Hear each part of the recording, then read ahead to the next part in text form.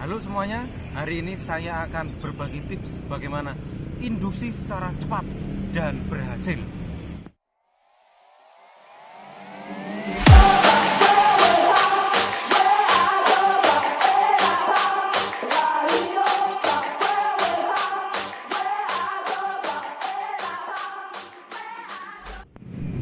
Halo smart people, bagaimana kabarnya? Luar biasa. Semoga senantiasa sehat, tetap badannya kuat dan rohaninya luar biasa ya. Oke, selama masa pandemi ini tetap stay at home ya.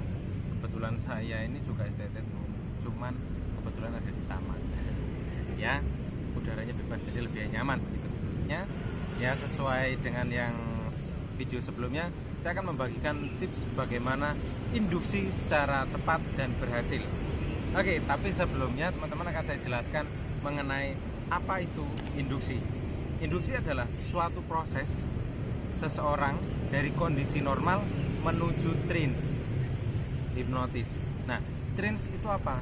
Trance itu dari kondisi sadar dan kondisi tidur, jadi tengah-tengahnya. Nah, seseorang ketika kena hipnotis atau dia sedang dihipnosis begitu, teman-teman semuanya, dia adalah kondisinya di tengah-tengah. Jadi dia bukan tidur, tapi dia tetap bisa mendengarkan kita kok. Setiap ucapannya kita bisa dengarkan. Teman-teman semuanya, berbagai banyak macam-macam induksi ya toh. Namun banyak orang mengenal ada dua induksi. Satu induksi cepat dan induksi bertahap. Nah, ada orang berkata seperti ini nih ya teman-teman. Oh, saya tidak bisa dihipnosis. Oh, saya tidak bisa dihipnotis. Kenyataannya semua orang itu bisa dihipnotis. Cuman tergantung bagaimana cara kita memilahnya. Karena setiap orang itu kondisi trance-nya itu berbeda-beda teman-teman semuanya. Dan kabar baiknya adalah biasanya seseorang yang mudah dihipnosis atau mudah dihipnotis itu adalah orang yang punya imajinasi tinggi, punya imajinasi dan wawasan yang bagus, dan mereka biasanya induksinya cepat gitu. Tapi kalau mereka yang susah diinduksi begitu, mereka bisa kok diinduksi dengan cara namanya hipnoterapi, bukan hipnotis lagi. Kalau hipnoterapi dia butuh proses kisaran menit 15 sampai dengan 30 menit baru bisa terjadi namanya trance. Itu bagi mereka yang orang-orang moderat, orang yang susah hipnotis. Smart people, hari ini saya hanya akan berbagi namanya induksi cepat karena saya di street hypnosis. Kalau street hypnosis itu adalah hanya mencari orang yang sugestivitasnya tinggi, maksudnya punya suggestnya tinggi, punya imajinasinya yang tinggi. Jadi ketika saya mencari suyet, mencari korban, itu akan memilah-milah orang dengan cara apa namanya induksi tersebut. Induksinya berbagai macam banyak, mulai dari penerapan satu, biasanya kita akan basa-basi perkenalan, kedua sesuai preinduksi sebelumnya, dan ketiga adalah ketika kita induksi, kita akan mulai namanya tes suggest. Ini yang banyak orang belum diketahui ya, state hipnosis atau hipnotis panggung dan street hipnosis, street jalanan begitu, biasanya akan pakai nama induksi cepat. Nah, tes suggestnya biasanya pakai tangan besi ya, hand lock, eye lock, and lem. Biasanya seperti itu. Apa ya biasanya orang ngomongnya, biasanya sih lem begini, diikat dan sebagainya. Banyak penjelasan di tutorial hipnosis yang lainnya. Tapi saya akan menjelaskan detail seperti ini ketika dalam induksi. Kenapa kemarin skrip itu harus hafal? Karena skripnya ini sudah mengandung skrip ini biasanya, tangan besi, terus headlock. Ini banyak, skrip-skripnya banyak. Ya, kalau skrip-skripnya boleh dicari di internet, googlein sandaya ini, ya banyak. Ya, karena kenapa saya nggak menjelaskan? Karena saya mau menjelaskan supaya cepat, videonya nggak terlalu membosankan dan teman-teman semua juga bisa berbagi. Gitu. Teman-teman semuanya, langkah-langkah untuk menggapai namanya induksi.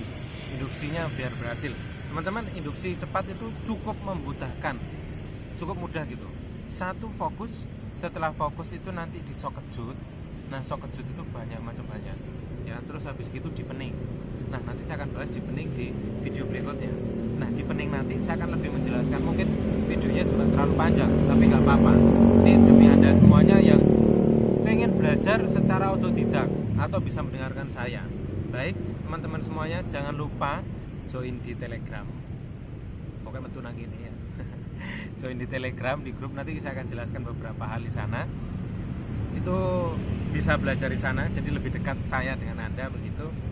Cukup chat aja, nanti kita akan joinkan di grup. Itu teman-teman semuanya, itu yang saya sampaikan.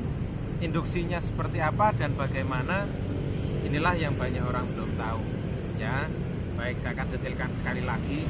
Induksi itu kita butuhkan namanya orang dengan orang juga sama, supaya menghindari namanya mental block. Nah, mental block ini akhirnya saya bahas. Teman-teman semuanya, mental block itu apa? Biasanya orang yang mental block itu ketika kita ngomong gini ya, kita datang nih ke teman kita nih, kita nyampaikan, kita kan bisa belajar hipnosis, kita sudah belajar hipnosis. Tiba-tiba kita ngomong, bro, aku bisa hipnotis. Nah, begitu teman Anda mendengarkan kata tersebut, dia langsung berkata, tidak mungkin, coba saya. Dia akan berkata dalam hatinya, aku raiso, aku tidak bisa, ya kan? I not have, alah, gablet, saya kira raiso. Nah, teman-teman, gak bisa ketika Anda sudah berkata ketemu dengan orang, pertama kali ketemu dengan orang, Anda sudah bilang seperti itu, dia akan termindset mental block. Mental block ini bisa dikalahkan dengan namanya hipnoterapi. Hipnoterapi itu perlahan-lahan dia bisa. Biasanya orang mental block ini orang-orang moderat, orang yang kritis, orang yang suka ngomentari orang biasanya. Maaf, nggak bicarain orang, tapi kebayang yang seperti itu.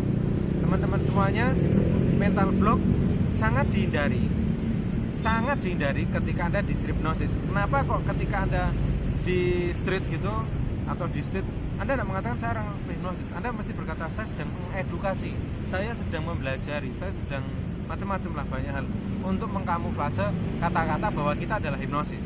Seperti itu teman-teman semuanya. Beberapa hal yang perlu diketahui ketika induction ini gagal. Ini yang diperhatikan teman-teman semuanya.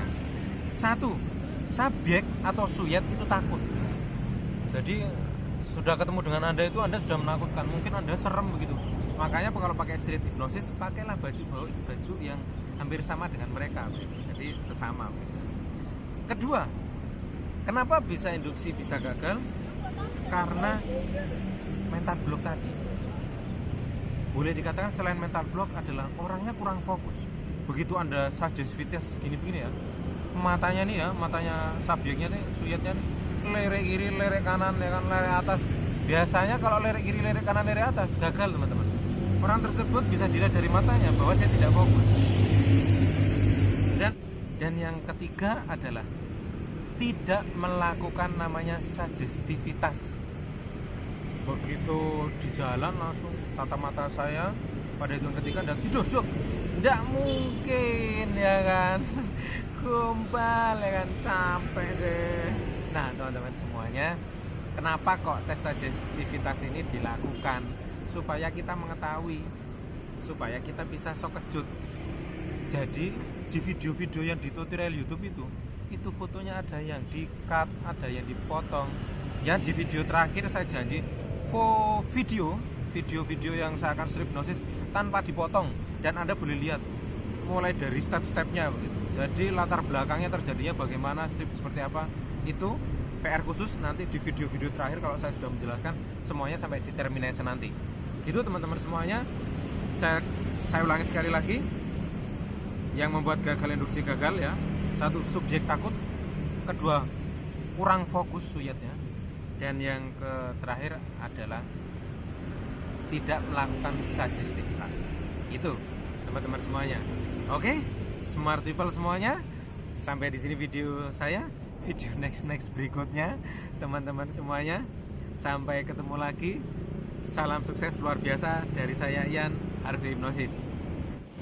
Teman-teman semuanya, demi berkembangnya video ini jauh lebih alangkah baiknya silakan like, komen, dan subscribe-nya ya. Jangan lupa ya. Ingat langsung klik loncengnya juga supaya bisa mengetahui video-video saya berikutnya. Teman-teman semuanya, terima kasih.